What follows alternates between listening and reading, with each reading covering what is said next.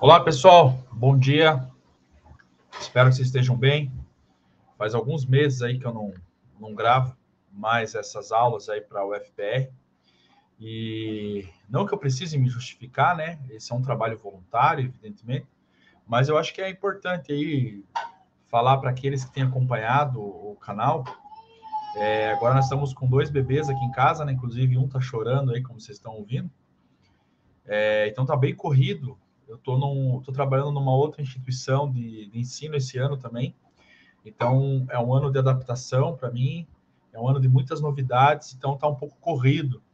Os meus bebês também passaram por algumas semanas meio complicadas, aí, meio doentinhos, né? Então, a gente teve que dedicar uma atenção maior para eles.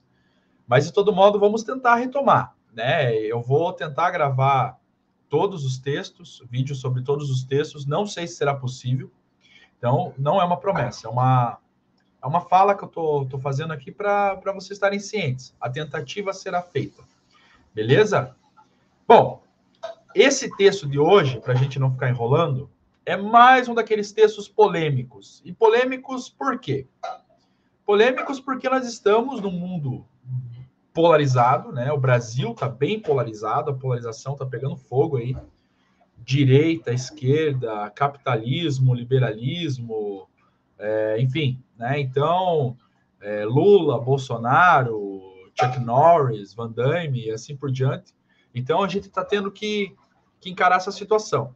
De modo que um texto como esse, se for lido por uma pessoa que tende a ser mais à esquerda, a pessoa vai se deleitar. Né? Um socialista vai se deleitar com esse texto.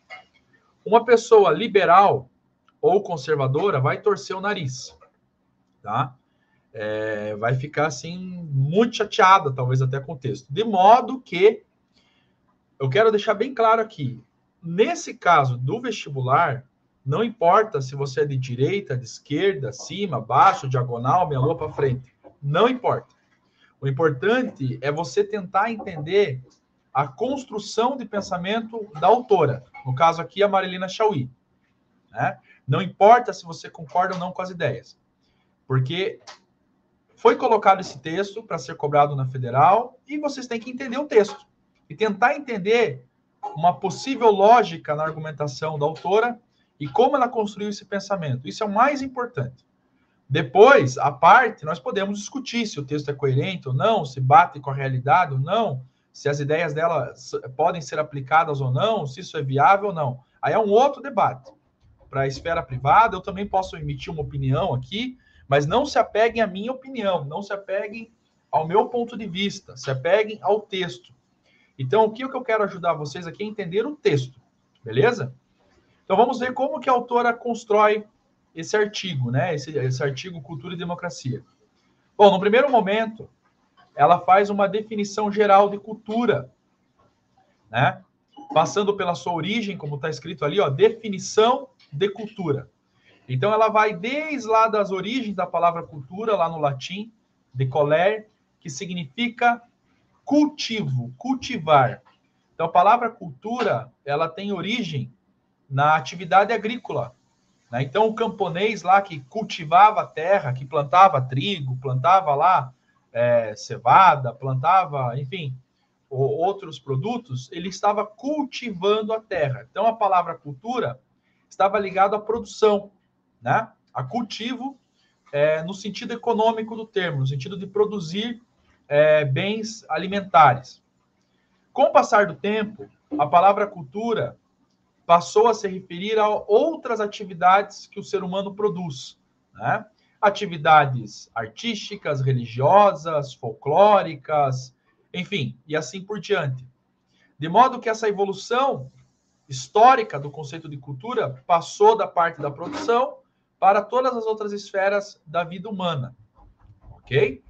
Chegando, por exemplo, no iluminismo, cultura passou a ser considerado sinônimo de civilidade, de modo que aqueles povos, segundo os iluministas, que tinham chegado num estágio de maior liberdade de expressão, de maior liberdade econômica para alguns pensadores ali, de maior progresso tecnológico e científico, teriam chegado num estágio de cultura mais elevado, ou seja, um estágio civilizatório mais desenvolvido.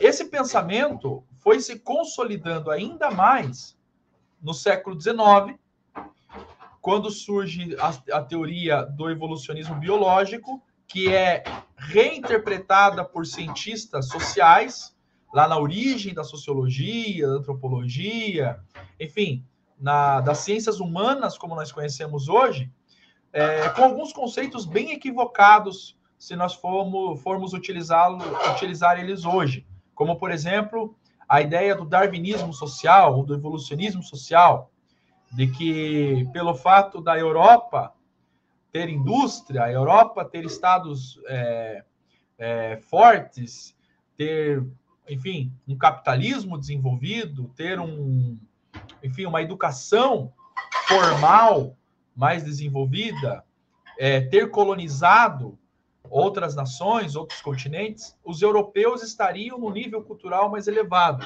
Então, aquela escadinha evolutiva para tentar colocar o europeu no topo da pirâmide, né? Não é à toa que, utilizando a cultura como elemento, mas aí tentando atrelar a cor da pele e outras características físicas, o racismo se desenvolve muito mais no século XIX do que anteriormente. Racismo sempre existiu, mas o racismo no século XIX passa a ser defendido até cientificamente, porque os caras começam a pegar assim, o indígena, o africano, não tem um Estado nacional forte, não tem uma religiosidade semelhante à nossa, não tem uma escrita como nós temos, então vamos colocá-lo lá embaixo. E olha que interessante, na visão desses caras, ainda a cor da pele deles é diferente, então tem alguma coisa a ver biologia e cultura. Isso tinha na visão dos caras ali, né? Então a cultura também foi usada como um canalizador de preconceito, enfim, de aumento do racismo. Isso no século XIX. No entanto, a gente vê isso também, né, no nazismo, não precisa nem falar, né, o que foi o nazismo, se não tentar colocar os judeus como seres inferiores por características comportamentais e físicas que eles possuíam. Isso segundo os nazistas, evidentemente. Não que isso seja uma realidade. Bom, de todo modo, o século XX é o século que, digamos assim, consolida o capitalismo, né, em muitos países. A indústria se espalha para diversos países, principalmente no mundo ocidental e no Oriente, Japão, depois Coreia do Sul, a China também se industrializa e outras nações. Mas no Ocidente, principalmente, na segunda metade do século XX, em especial, depois da Segunda Guerra Mundial, nós vamos ver vários países adotando aquilo que a Marilena Chaui chamou de neoliberalismo, e que, normalmente, as pessoas mais ligadas à esquerda, ao socialismo, tendem a utilizar essa expressão neoliberalismo. Embora os liberais e os conservadores não gostem dessa expressão, porque na visão dos liberais e dos conservadores só existe liberalismo. Sofreu algumas alterações, desde o Adam Smith em diante, né, passando por outros intelectuais, como Friedrich Hayek, Martin Friedman, etc. e tal. Mas, nesse sentido, o liberalismo é uma coisa só, tá? Na opinião desses caras. Agora, para os socialistas, há o neoliberalismo.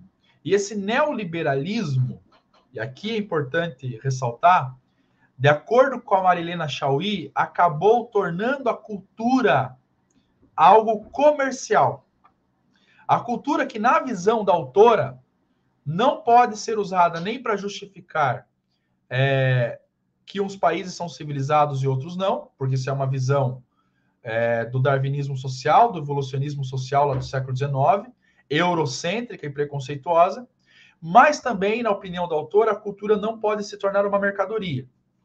E segundo ela, uma das características do neoliberalismo é tornar tudo mercadoria, né? Inclusive a cultura. A própria cultura acaba se tornando uma mercadoria. Então, aquilo que era ligado a uma comunidade, aquele estilo de vida, por exemplo, estilo de música, estilo alimentar, religiões tradicionais, populares, costumes tradicionais, que fazem parte da comunidade, agora passam a ser instrumentalizados no sentido social. Por isso que está ali outra dualidade ali, né? Comunidade versus sociedade.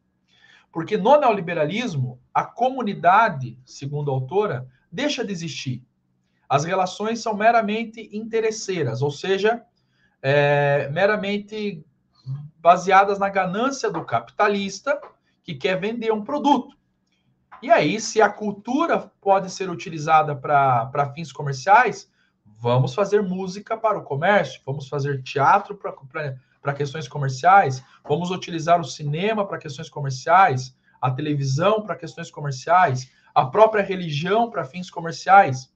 E na visão socialista que a autora defende, os socialistas criticam muito o capitalismo, porque, segundo eles, na visão dialética, o capitalismo também usa da cultura para manutenção da ordem social, para manipular as pessoas, para passar a sua visão de mundo para as pessoas.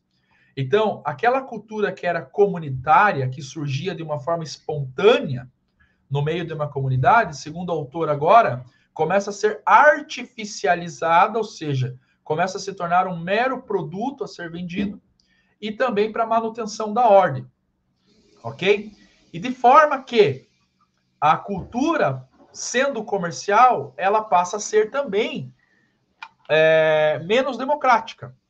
Porque se você não tem condição de acessar essa cultura, evidentemente, algumas manifestações culturais passam a ser cada vez mais raras para sociedades menos desfavorecidas ou para grupos sociais menos favorecidos. E no caso do capitalismo, segundo a autora, há uma divisão social muito grande na sociedade, entre aqueles que têm o capital, aqueles que não têm tanto capital, mas têm recursos para acessar elementos culturais, e uma grande parte da população, no caso a população brasileira, que acaba ficando excluída desses meios culturais. Então, não pode frequentar um teatro, dificilmente vai conseguir fazer uma aula de música, dificilmente vai ter acesso a bons livros e assim por diante. Ok? Então, aqui nós temos uma dualidade. Segundo a autora, inevitavelmente é preciso fazer um contraponto a esse tipo de cultura neoliberal e que está presente naquilo que os socialistas chamam de democracia liberal. Tá? A democracia liberal, em linhas gerais, é a democracia que nós vivemos na maior parte do Ocidente, ou seja, a democracia representativa, certo? Mas em sociedades que garantem a propriedade privada, o direito de ir e vir, a liberdade de expressão, de manifestação, enfim, normalmente possuem Estado laico também, na maioria dos casos, Estado laico, enfim, o capital circula livremente, livre iniciativa, mercado internacional, especulação financeira, enfim, são várias características dos países capitalistas, podemos dizer assim, né? Enfim, só que, segundo a autora, essa liberdade é uma liberdade falsa, né? A apreensão de que temos essa liberdade, mas, na verdade, somos controlados por uma elite capitalista que acaba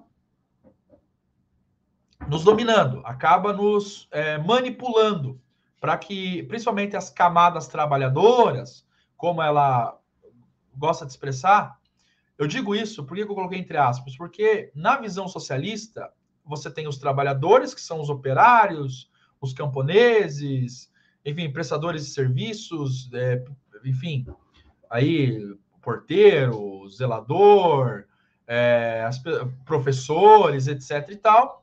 E você tem os empresários, os especuladores, os capitalistas, que não são trabalhadores, né? Adianto que eu, particularmente, não concordo com essa ideia, mas é a visão da autora. Como eu falei, pouco importa a minha opinião aqui. Então, essa camada trabalhadora, numa democracia liberal, passa a ter meramente o direito ao voto. Mas na hora de usufruir dessa cultura, na hora de usufruir da produção cultural, ela nem pode usufruir, nem pode produzir. E segundo a autora, o próprio Estado neoliberal, liberal, capitalista, etc. e tal, não proporciona os meios para que essa população mais pobre se emancipe e tenha acesso a essa cultura. Então, a democracia, ela é limitada. Ela não abrange a cultura. Ela não populariza a cultura. Ela não torna a cultura democrática, vamos dizer assim, né? Então, é uma democracia meramente representativa, mas para manutenção de alguns no poder. Então, segundo a autora, ali no último tópico ali, ó, o capitalismo, ele formou essa ideia de sociedade, onde as relações, elas são contratuais, elas não são mais familiares, comunitárias, amistosas, etc. e tal, mas elas são meramente contratuais em prol do capital, em prol da venda de mercadorias entre aqueles que têm o que vender e os que não têm e precisam daqueles recursos. É uma sociedade industrial que transforma a cultura até em indústria e é uma sociedade paternalista. Porque o que seria essa visão paternalista no capitalismo, segundo a Marilena Chauí? É aquela ideia de que o capitalista é aquele que, por ter a propriedade privada, mantém a população sob o seu controle, dando a ela o que ele deseja apenas. Em linhas gerais, grosso modo, é isso. Beleza? Lógico, estou generalizando aqui, é grosso modo, tá? A autora faz algumas ponderações ou outras, mas enfim, em linhas gerais é isso. Já no socialismo, segundo a autora, a comunidade seria, a visão de comunidade seria resgatada. Porque no socialismo busca-se uma igualdade de oportunidades no geral. Então, aqui é muito importante vocês entenderem como que o liberal entende a democracia e como o socialista entende a democracia. E aqui eu quero fazer algumas ponderações também ao texto, mas aí é opinião pessoal minha. Para o socialista, democracia não é a liberdade de se manifestar ou a liberdade de votar apenas, ok? Ou de fazer críticas ao governo. Democracia socialista é a democratização dos bens de consumo, dos bens de produção, melhor dizendo. Né? A ideia é até acabar com essa visão consumista capitalista, mas é eliminar a propriedade, no caso, né? Mas a ideia da democratização. No caso dos governos que foram mais radicais, mais revolucionários, como Cuba, União Soviética e tal, até a Revolução Armada, propriamente dito, e o uso da força do Estado socialista para a divisão desses bens, para tentar eliminar o capitalismo, vamos dizer assim, né? Se é que isso é possível em algum momento. Mas também, no âmbito da cultura, também uma democratização, pois, segundo os socialistas, a educação deveria ser igual para todos, com o mesmo nível de ensino para todos, no caso, acredita-se um nível de qualidade para todos, né? Controlada pelo Estado no primeiro momento, né? Nessa transição do capitalismo para o comunismo. Eu não vou entrar nos detalhes aqui de como acontece esses estágios, mas, enfim, em linhas gerais, seria necessário o Estado ainda, mas um Estado não burguês, não um Estado liberal, mas um Estado que começasse tanto a dividir a propriedade, mas também dividir as oportunidades e o acesso à cultura. E aí sim, as pessoas tendo oportunidades iguais de ter acesso a esses bens culturais, certamente seriam pessoas mais críticas, mais emancipadas, enfim, mais comunitárias, que pensassem mais no bem do próximo, numa produção apenas de necessidades existenciais de fato e não fetiches, não mercadorias e assim por diante. Grosso modo, pessoal, é isso. Então a gente percebe aqui um contraste. A cultura e o capitalismo, que é uma falsa democratização das coisas, e no socialismo, uma democracia que a própria autora chama de democracia concreta, ou seja, não apenas o direito de se manifestar e expressar, mas mais do que isso, o direito de ter acesso a tudo que for necessário para a vida. E a cultura é essencial para a vida. Beleza? Bom, Por que que é necessário fazer algumas ponderações? Agora vem a minha opinião pessoal, simples, né? Não precisa concordar comigo. Eu achei o texto um tanto quanto simplório filosoficamente, porque ele é muito generalista, né? Acredito que tem uma visão de um socialismo romântico embutido aqui, né? Eu não gosto dessas terminologias, essa divisão trabalhador, não trabalhador, como se o empresário não fosse trabalhador, como se o capitalista não fosse trabalhador, né?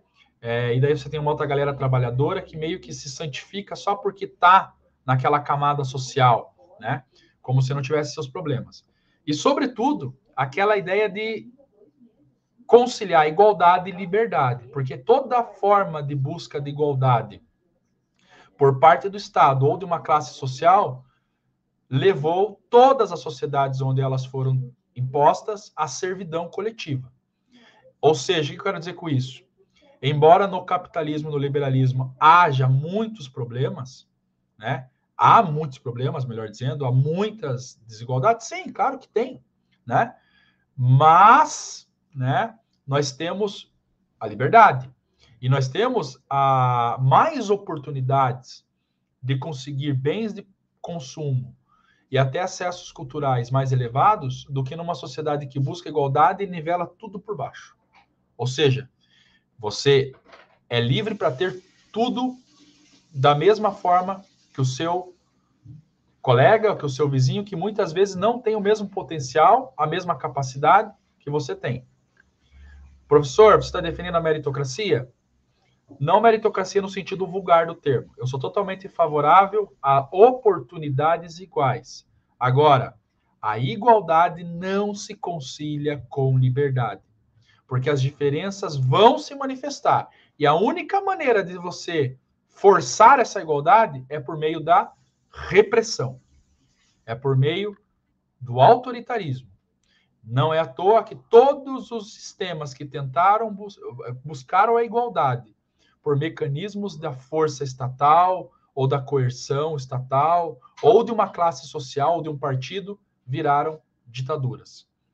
Então, assim, nós temos um mundo possível, da liberdade possível, que também é limitada, é claro, e de uma liberdade ideal e de uma igualdade ideal, que é impossível de ser colocado em prática. Mas veja, é uma visão pessoal minha. Então, esquece essa última parte minha. O importante é vocês entenderem a lógica do texto. Eu só faço essa ponderação porque eu achei esse texto muito complicado. Se a pessoa nunca leu, por exemplo, filósofos liberais, como Friedrich Hayek, sim, Ludwig von Mises e, enfim, tantos outros grandes pensadores aí, a impressão que dá é que o capitalismo é aquela coisa somente selvagem e que o empresário é sempre mal e que o liberal é sempre mal e o socialista é sempre o bom. Toda essa generalização é perigosa. Então nós temos que analisar assim, as ideias num sentido mais amplo. Só que num texto como esse, há um estreitamento da forma de ver as coisas, muito simples. E óbvio, vocês, grande parte de vocês são adolescentes que acabam se encantando muitas vezes com palavras como igualdade, enfim, liberdade de oportunidade, etc e tal.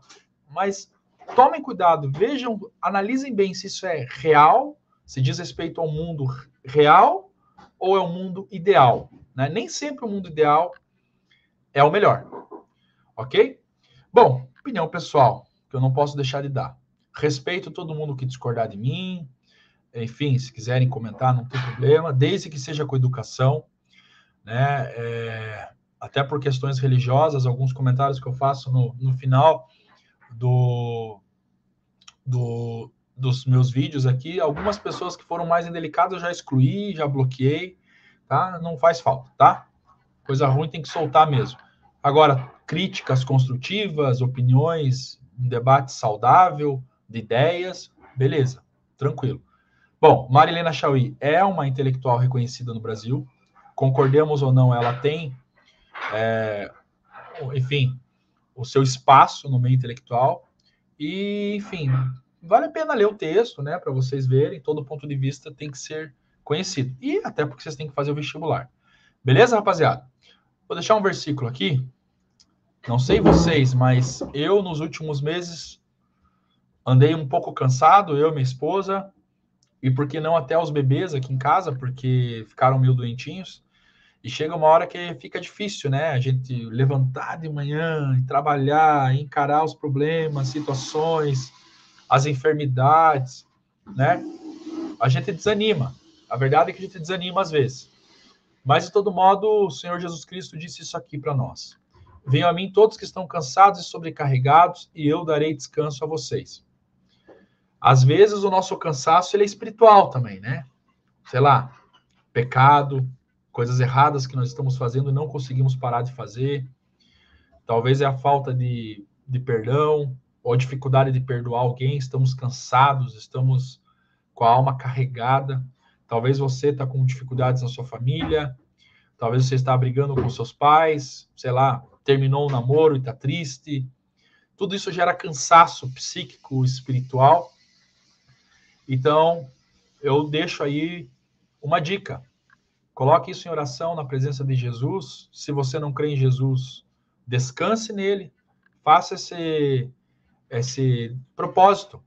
Eu vou entregar a minha situação a Jesus, a minha vida a Jesus e, por que não, experimentar esse descanso? Porque o descanso que Jesus dá não é nos livrar dos problemas e das dificuldades, mas é nos ajudar a passar. Ele nos carrega nos seus braços e nos ajuda. E comigo, esse ano foi assim, em várias fases da minha vida foi assim. A gente passa com mais facilidade. Não é que a gente foge do problema. A gente sente a dificuldade também, mas passamos com mais leveza, por assim dizer. Beleza, pessoal? Então, é isso. Fiquem na paz. Deus abençoe todo mundo aí. Um abraço e até uma próxima oportunidade.